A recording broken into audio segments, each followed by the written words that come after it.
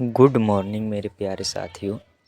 स्वागत है आपका हमारे प्यारे से चैनल में। यह चैनल केवल मैथ के लिए ही नहीं बनाया गया, बल्कि हर प्रॉब्लम को सोल्व करने के लिए बनाया गया।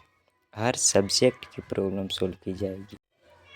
आज हम पढ़ेंगे क्लास 11th का ईवीएस बुक का पहला चैप्टर, हिंदी, पंजाबी और इंग्लिश मीनिंग के साथ।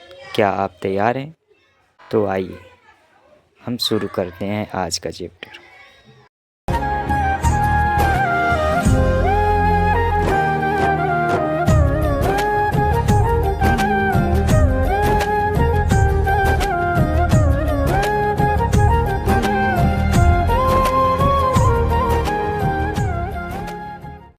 मनफी एक पर्यावरण अध्याय मनफी एक वातावरण। In strict sense environment means that which surrounds. सख्त अर्थों में पर्यावरण का अर्थ है वह जो चारों ओर से घेरता है। सख्त शब्दां विच वातावरण दा अर्थ है वो जो चारे पास्यों घेरदा है। In the broadest sense this includes energy and matter capable of influencing man and other organisms.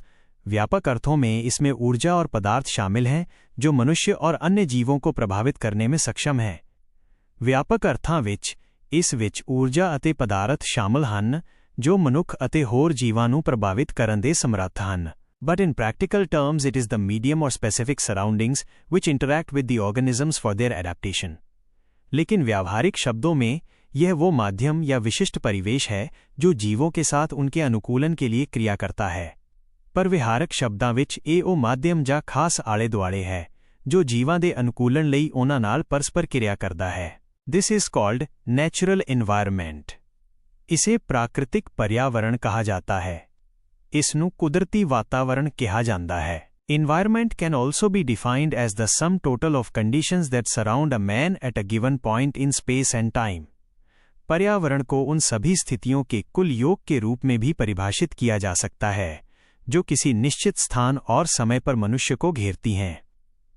वातावरण ਨੂੰ ਉਹਨਾਂ ਸਾਰੀਆਂ ਸਥਿਤੀਆਂ ਦੇ ਕੁੱਲ ਜੋੜ ਵਜੋਂ ਵੀ ਪਰਿਭਾਸ਼ਿਤ ਕੀਤਾ ਜਾ ਸਕਦਾ ਹੈ ਜੋ ਕਿਸੇ ਦਿੱਤੇ ਸਥਾਨ ਅਤੇ ਸਮੇਂ ਤੇ ਮਨੁੱਖ ਨੂੰ ਘੇਰਦੀਆਂ ਹਨ। In prehistoric days by and large man lived in harmony with nature. प्रागैतिहासिक दिनों में कुल मिलाकर मनुष्य प्रकृति के साथ तालमेल बिठाकर रहता था।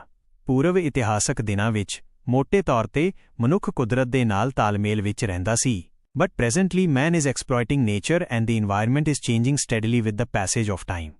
लेकिन वर्तमान में मनुष्य प्रकृति का शोषण कर रहा है और समय बीतने के साथ पर्यावरण लगातार बदल रहा है। पर वर्तमान ਵਿੱਚ ਮਨੁੱਖ ਕੁਦਰਤ ਦਾ ਸ਼ੋਸ਼ਣ ਕਰ ਰਿਹਾ ਹੈ ਅਤੇ ਸਮੇਂ ਦੇ ਬੀਤਣ ਨਾਲ ਵਾਤਾਵਰਣ ਲਗਾਤਾਰ ਬਦਲ ਰਿਹਾ ਹੈ। As such, environmental conditions of people living in hills are different from those living in plains and deserts. जैसे पहाड़ियों में रहने वाले लोगों की पर्यावरणीय स्थितियां मैदानों और रेगिस्तानों में रहने वाले लोगों से अलग होती हैं। इस तरह ਪਹਾੜਾਂ ਵਿੱਚ ਰਹਿਣ ਵਾਲੇ ਲੋਕਾਂ ਦੀਆਂ ਵਾਤਾਵਰਣਕ ਸਥਿਤੀਆਂ ਮੈਦਾਨਾਂ ਅਤੇ ਰੇਗਿਸਤਾਨਾਂ ਵਿੱਚ ਰਹਿਣ ਵਾਲੇ ਲੋਕਾਂ ਨਾਲੋਂ ਵੱਖਰੀਆਂ ਹਨ। Thus environment changes with space and is not same at all the places. इस प्रकार पर्यावरण स्थान के साथ बदलता है और सभी स्थानों पर समान नहीं होता है। इस तरह वातावरण स्थान ਦੇ ਨਾਲ ਬਦਲਦਾ ਹੈ ਅਤੇ ਸਾਰੀਆਂ ਥਾਵਾਂ ਤੇ ਇੱਕੋ ਜਿਹਾ ਨਹੀਂ ਹੁੰਦਾ। Components of environment पर्यावरण के घटक वातावरण ਦੇ अंश। The components of environment are divided into two categories. पर्यावरण के घटकों को दो श्रेणियों में बांटा गया है। वातावरण ਦੇ अंशां ਨੂੰ दो श्रेणियां ਵਿੱਚ ਵੰਡਿਆ ਗਿਆ ਹੈ। Abiotic components. These are non-living components. Of I अजैविक घटक ये निर्जीव घटक हैं। Of I अजैविक अंश ये निर्जीव अंश ਹਨ। These include climatic components such as energy, rainfall, solar radiation, temperature, wind and water currents. Chemical components like oxygen, carbon dioxide, acidity, salinity and inorganic nutrients of plants, and physical components such as soil, air, light and geomagnetism. इनमें जलवायु घटक जैसे ऊर्जा, वर्षा, सौर विकिरण, तापमान, हवा और जलधाराएं, रासायनिक घटक जैसे ऑक्सीजन, कार्बन डाइऑक्साइड, अम्लता, लवणता और पौधों के अकार्बनिक पोषक। इन्हां विच जलवायु अंश जिवें कि ऊर्जा, वर्खा, सूरजी विकिरण, तापमान, हवा ਅਤੇ ਪਾਣੀ ਦੀਆਂ ਧਾਰਾਵਾਂ, ਰਸਾਇਣਕ ਅੰਸ਼ ਜਿਵੇਂ ਆਕਸੀਜਨ, ਕਾਰਬਨ ਡਾਈਆਕਸਾਈਡ, ਤੇਜ਼ਾਬੀਪਣ, ਖਾਰਾਪਣ ਅਤੇ ਪੌਦਿਆਂ ਦੇ ਅਕਾਰਬਨਿਕ ਪੌਸ਼ਟਿਕ ਤੱਤ ਅਤੇ ਭੌਤਿਕ ਅੰਸ਼ ਜਿਵੇਂ ਕਿ ਮਿੱਟੀ, ਹਵਾ, ਪ੍ਰਕਾਸ਼ ਅਤੇ ਭੂ-ਚੁੰਬਕਤਾ ਸ਼ਾਮਲ ਹਨ। Though non-living, yet all these components are essential for the life of man and other organisms. निर्जीव होने के बावजूद ये सभी घटक मनुष्य और अन्य जीवों के जीवन के लिए आवश्यक हैं। निर्जीव होने ਦੇ ਬਾਵਜੂਦ ਇਹ ਸਾਰੇ ਅੰਸ਼ ਮਨੁੱਖ ਅਤੇ ਹੋਰ ਜੀਵਾਂ ਦੇ ਜੀਵਨ ਲਈ ਜ਼ਰੂਰੀ ਹਨ। 2. Biotic components. These are the living components of the environment. I जैविक घटक ये पर्यावरण के जीवित घटक हैं। इथि जैविक अंश ਇਹ ਵਾਤਾਵਰਣ ਦੇ ਜੀਵਤ ਅੰਸ਼ ਹਨ। The interaction of abiotic and biotic components results in a stable self-perpetuating system. अजैविक और जैविक घटकों के बीच की अंतःक्रिया के परिणाम स्वरूप एक स्थिर और स्वयं चलने वाली प्रणाली बनती है। अजैविक ਅਤੇ ਜੈਵਿਕ ਅੰਸ਼ਾਂ ਦੀ ਪਰਸਪਰ ਕਿਰਿਆ ਦੇ ਨਤੀਜੇ ਵਜੋਂ ਇੱਕ ਸਥਿਰ ਅਤੇ ਖੁਦ ਚੱਲਣ ਵਾਲੀ ਪ੍ਰਣਾਲੀ ਬਣਦੀ ਹੈ। Dimensions of environment. पर्यावरण के आयाम वातावरण ਦੇ ਪਾਸਾਰ।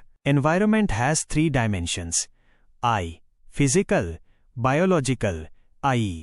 Social. पर्यावरण के 3 आयाम हैं। I. भौतिक, I. जैविक, I. समाजिक वातावरण ਦੇ 3 ਪਾਸਾਰ ਹਨ। I. ਭੌतिक, I. जैविक, I. समाजिक. The atmosphere is an envelope of life having gases like oxygen and carbon dioxide that covers the planet Earth.